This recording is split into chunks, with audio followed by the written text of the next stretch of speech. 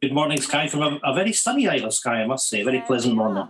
Oh, good for you. It's not here. Well, maybe it is. I don't know. I can't see just at the moment. What I do know is that the Chancellor has voluntarily asked the Prime Minister to look at the declarations that he's made. He feels that he has done nothing wrong and has behaved within the letter of the law.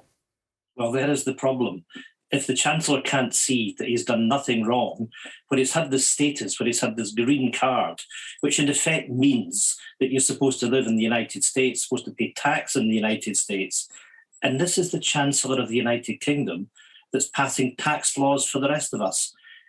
You know, you can talk about the rules and all the rest of it, but this is a serious lack of judgment. It's really a failure of morality and ethics that the Chancellor should have been expressing that his future was in the United Kingdom. Any idea that he would benefit from having a green card and entitling him to live and work in the US.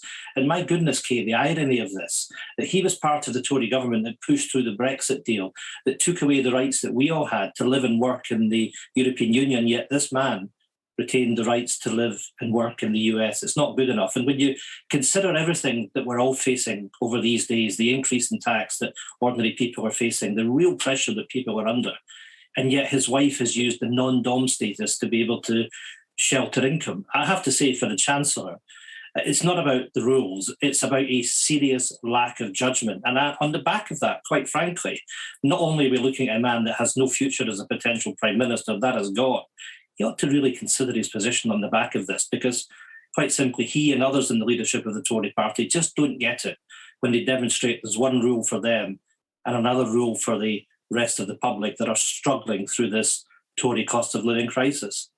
We don't know that he didn't pay tax in the United States, though, do we? And we do know that his wife, was perfectly entitled to do what she was doing. And isn't it not just a teeny weeny bit sexist to say that she should have to do what her husband tells her to? No, of course, it's not about that. But let's pick our way through that. We know from his spokesperson that he paid appropriate taxes when he was supposed to do so. They need to come clean on his tax affairs. And I think probably under the circumstances, it's best to clear this up, that he publishes his tax accounts wherever they were paid.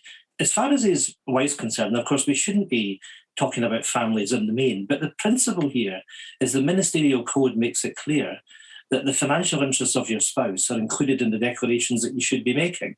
And when you've got the Chancellor of the Exchequer that's putting pressure on households up and down these islands, and yet his wife is able to declare income outside the United Kingdom, not pay tax on that, should be paying about £2 million a year. And my message to them today is they should be paying that back tax. And let's not forget, even with the declarations that they're now making, that his wife will not be subject to inheritance tax in the UK. Quite frankly, Sunak and those that are in the leadership of the Tory party are treating us all as fools. Do you have any sympathy with him at all? Suggestions that it's a bit of a political hit job from Number 10 because he wasn't as supportive as he could have been during Partygate?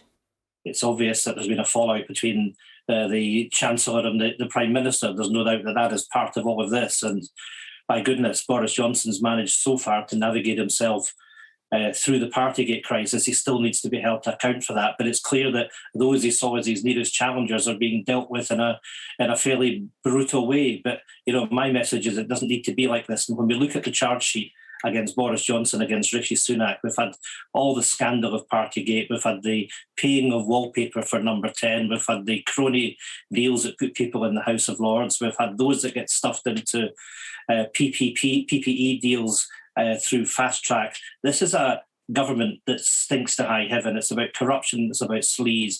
This is just the latest example of it. And quite frankly, the sooner that they're all gone, the better.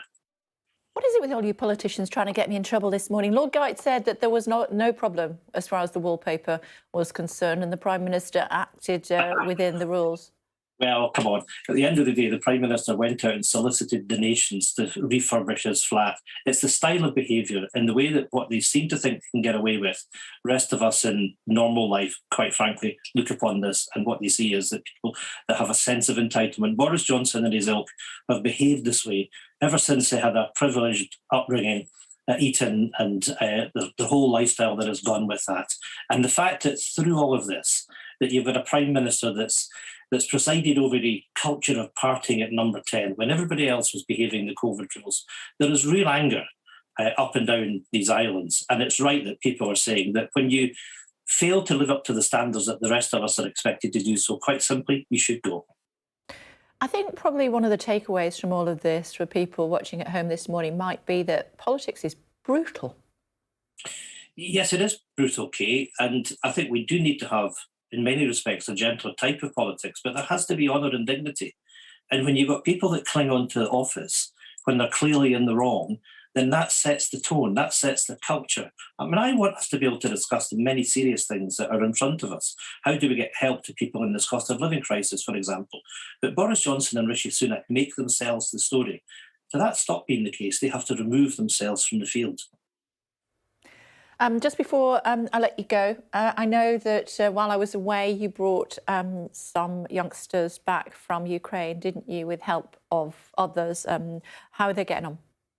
Well, they've settled well into Scotland. 54 orphans that have come from Ukraine. It was just fantastic to see that so many people came together, and I'm so proud of everyone that made this happen. But there is a point out of all of this, though, Kay, is that we need to do more to make sure that we're rescuing other vulnerable people from Ukraine and getting them here. It's taking too long to get people to sanctuary, but I'm so delighted that these young people are able to settle and enjoy life in Scotland for now. OK, good to talk to you, Mr Blackford. Thank you for joining us from the beautiful Isle of Skye this morning. Thank you.